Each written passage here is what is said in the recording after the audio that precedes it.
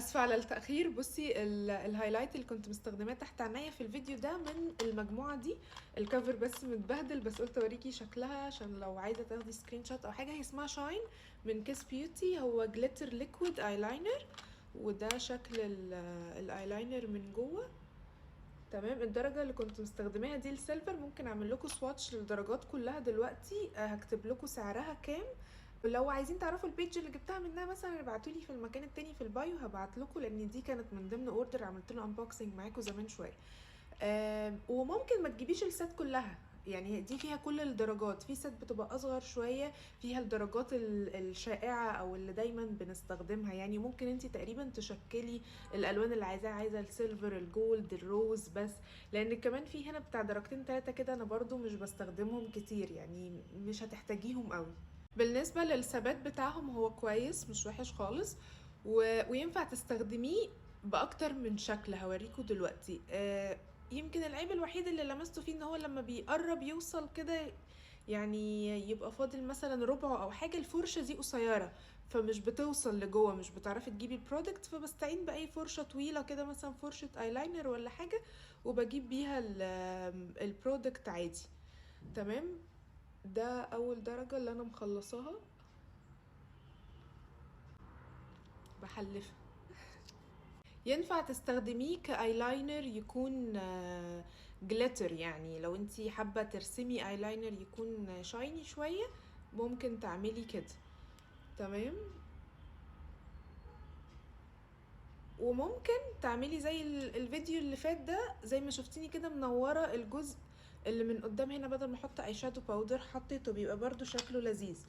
وتالت واخر حاجة، لما ببقى حاطة شيمر باودر، يعني من الاي شادو، من باليت الاي شادو، وعايزة مثلا احط زي جليتر كده، بس يا دوبك منطور كده، زي اللوس الهايلايت اللي بيكون لوس، بس انتي مش عندك ده، او مش بتعرفي تستخدميه مع الجلو صح، والدنيا بتكتل وبيبوظ منك، ده ممكن توصلي منه لنفس النتيجة.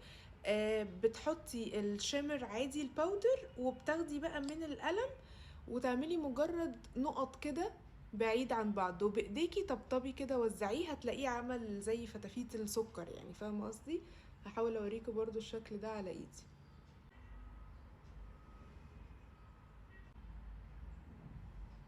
الدرجه دي حلوه قوي.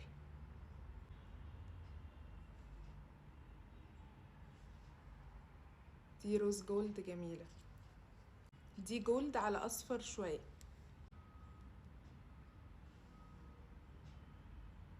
دي حلوه قوي. في منهم الوان بتبقى الجليتر باين وظاهر، وفي بيبقى مادة شفافة ويدوبك فيها جليتر خفيف كده زي دي. فبرضه لو معرفتيش توظفيها صح مش هتوصلي منها لحاجة.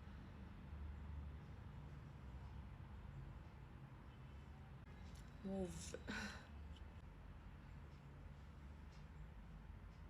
هما دول كده الالوان، هما 12 لون، وزي ما قلت لكم استخداماتهم هتختلف. الطريقه بقى بتاعه الجليتر دي هقولك دلوقتي تتعمل ازاي. مثلا هنا انا عملت نقط اهو،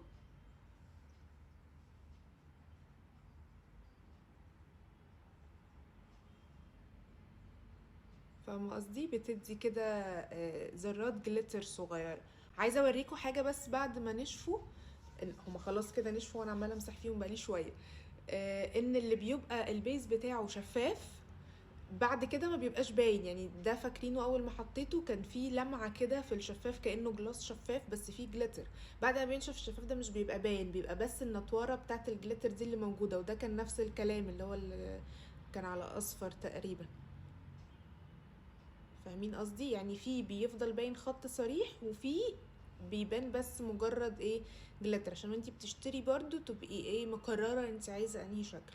لو حابه تشتري حاجه زي كده اختاري، يعني اختاري انت اصلا عايزه تستخدميه في ايه. عايزه تستخدميه كتنوير تحت العين، ففي حاجات من دول مش هتنفعك، الحاجات اللي هي الشفافه دي مش هتديكي لاين واضح، او لو عايزه ترسمي بيه لاينر الحاجات اللي زي دي مش هتديكي لاين واضح برضو. واختاري الالوان بس اللي عاجباكي، يعني لو مش هتستخدمي كل دول مش لازم تجيبي المجموعه كلها زي ما قلت لك. يا رب تكوني استفدتي وعجبك الفيديو. بحبكم قوي، باي.